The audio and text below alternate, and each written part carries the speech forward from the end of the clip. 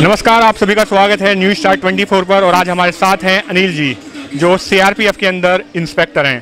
तो अनिल जी, हमें बताइए, जो ये सीआरपीएफ का ऑर्गेनाइजेशन ट्री है, उसकी शुरुआत कहाँ से होती है और कहाँ पर ख़त्म होता है वो?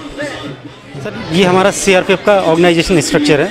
जैसे कि आप इसमें देख पा रहे हैं कि सीआरपीएफ ने जो एक रूट के रूप में दिखाया है, और उसकी जो है डालियाँ इस तरह से विंग्स हैं। तो सबसे ऊपर अगर हम बात करते हैं तो सीआरपीएफ की जो एक स्पेशलाइज्ड विंग है, जो कि जंगल में ऑपरेशन करने के लिए कोबरा है, जो कोबरा बटालियन है, commando battalion for resolute action, इसको पूरा नाम होता है। ये जंगल वॉरफेयर होता है। एक दूसरी स्पेशल विंग है इसकी आरएफ, जो आप मेरी जैसी वर्दी में देख रहे हैं, रैपिड एक्शन फोर्स। ये केवल दंगे जैसी स्थिति में ही रिएक्शन करती हैं। नेक्स्ट आती है parliament duty group, PDG. PDG में जो केवल हमारा पार्लियामेंट को जो प्रोटेक्ट करने का पीडीजी के पास पूरा जिम्मा होता है। नेक्स्ट आता है एसडीजी, स्पेशल ड्यूटी ग्रुप। ये हमारा जो पीएम का ऑर्डर कॉर्डन होता है पीएम की सिक्योरिटी के लिए, इसको एसडीजी हमारी संभालती है। एनडीआरएफ में हमारी 3 यूनिट है, जो कि नेशनल डिजास्टर रिस्पांस फोर्स है, और देश के जो है पश्चिम में ये तैनात हैं। वीआईपी सिक्योरिटी में भी सीआरपीएफ की कुछ यूनिट्स हैं जो वीआईपीज़ को प्रोटेक्ट करती हैं, और महिला कंपोनेंट भी हमारे पास रहता है, क्योंकि महिला उससे रिलेटेड संवेदनशीलता को देखते हुए हमारी महिला यूनिट भी सीआरपीएफ में है। सर, ये नेक्स्ट हमारा जो डिस्प्ले है, इसमें गैलेंट मेडल्स ऑफ सीआरपीएफ, जो हमारी फोर्स को 1939 में रेज हुई थी, तब से और अभी तक हमें क्या क्या मेडल में है उसमें हमने डिस्प्ले किया है। 1939 के टाइम पे जो जॉर्ज क्रॉस और किंग्स प्रिंस मेडल, ये आप देख रहे होंगे।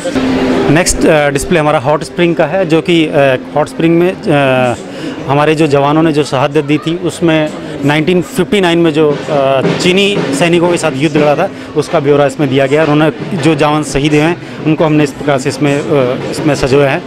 और इसी में आगे सर आप देखेंगे कि पार्लियामेंट अटैक का जो 2001 में पार्लियामेंट पे अटैक हुआ था, उस समय सीआरपीएफ की एक महिला कांस्टेबल कमलेश कुमारी ने उसमें रिएक्शन किया था। उन्होंने जो फिदाइन अटैक हुआ था उन्हें मार गिराया, और स्वयं भी शहीद होगी।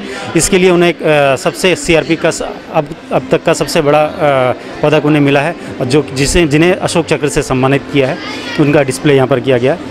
अगर आगे बढ़ते हैं, अभी आप इस डिस्प्ले में सरदार पोस्ट की कहानी है, जो कि गुजरात के कच्छ क्षेत्र की सरदार और तक पोस्ट में सीआरपीएफ की 2 कंपनियां वहाँ पर तैनात थी 1965 में, और उन्होंने चीनी आर्मी के साथ लोहा लेते हुए उनके 34 जवान मार गिराए थे, और उसमें 3-4 उनके सैनिक कैप्चर कर लिए थे। उनमें जो शहादत दी, उनमें 6 हमारे सीआरपीएफ के 6 जवान शहीद हुए। उनकी शहादत में आप ये देख पा रहे हैं, यहाँ पर सरदार पोस्ट की पवित्र मिट्टी को हमने सजो के रखा है। और हर 9 अप्रैल को हम लोग शौर्य दिवस के रूप में उन्हें याद करते हैं, और उन्हें शौर्य दिवस मनाते हैं हम सीआरपीएफ में। ये जो डिस्प्ले है सर, इसमें अयोध्या अटैक के बारे में दर्शाया गया। 2005 में अयोध्या पे जो अटैक हुआ था, उस समय सीआरपीएफ की वहाँ पर तैनात थी एक टुकड़ी। उन्होंने वो जो फिदाइन अटैक था उसमें भूमिका निभाई थी, और उस समय उन जो फिदाइन अटैक थे उनको मार गिराया था। ये डिस्प्ले हमारा नक्सल एरिया से रिलेटेड है। जो नक्सल के सबसे बड़े लीडर किशन जी, उनको हमारी कोबरा बटालियन ने 2011 में मार गिराया था। ये आप इसमें देख पा रहे हैं कि किशन जी जो एक माओवादियों का एक हिंसक चेहरा था, उन्हें सीआरपीएफ ने न्यूट्रलाइज़ किया था। इस डिस्प्ले में सीआरपीएफ के द्वारा जो 80 के दशक में पंजाब में जब उग्रवाद चरम पे था, उस समय जितना भी आर्म्स एमुनेशन उन्होंने कैप्चर्ड किया है, सीआरपीएफ ने इसको इस समय डिस्प्ले किया है। और आप देख पा रहे हैं कि कितने आधुनिक किस्म के हथियारों को इन्होंने जब्त किया था। इस डिस्प्ले में जो हमारी कोबरा बटालियन है, वो किस प्रकार से काम करती है, और किस तरह से डिप्लॉय जंगल में और अपने नदी नालों को पार करते हुए उसमें दिखाया कि किस प्रकार से कितने उन्होंने माओवादियों को अप्रीहेंड किया है, कितने उन्होंने अपना ब्यौरा इसमें दिखाया गया है कि कितनी आईडीज़ हमने अभी तक रिकवर की हैं। इस डिस्प्ले में हमने रैपिड एक्शन फोर्स, जो द्रुत कार्यबल है, इसमें इनका डिस्प्ले दिखाया गया है कि कहाँ पर अभी कौन सी आरएफ तैनात है। पूर्व में ये केवल 10 बटालियन के रूप में थी। 1 जनवरी 2018 से ये 15 हो चुकी हैं। 5 बटालियन को और बढ़ाया गया, और जहाँ पर हमारे देश में संवेदनशील इलाके हैं, उन जगहों पे आरएफ को तैनात किया है, जहाँ से कि वो तुरंत वहाँ पर से रिटेलिएट कर सकें।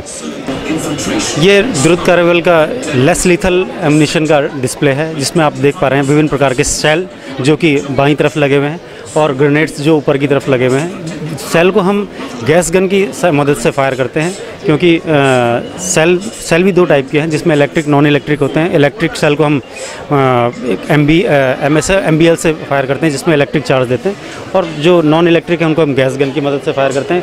इसी श्रेणी में हमारे पास आज समय के साथ ही हमारे पास मॉडर्नाइजेशन वेपन भी होते हैं, जैसे आप देख पा रहे हैं FN 303 लेस लीथल लॉन्चर, ये बेल्जियम के बना हुआ है।